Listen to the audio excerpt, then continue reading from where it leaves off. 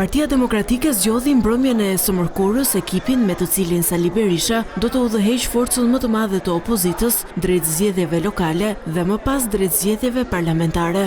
Slogani i Berishës në këtë proces zgjedhor ishte ripërtëritje, por në postet kyçe lideri historik i PD-s vendosi të mos bëjë ndryshime. Flamur Noka do të jetë sekretari i përgjithshëm dhe numri 2 i Partisë Demokratike.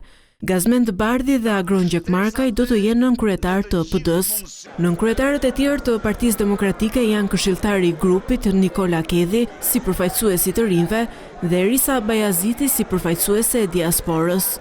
Belind Kolliçi fitoi përballë Luciano Boçit dhe do të jetë nënkryetari i 5 i PD-s. Berisha ndryshoi edhe sekretariatet. Klevis Balliu do të jetë sekretar organizativ.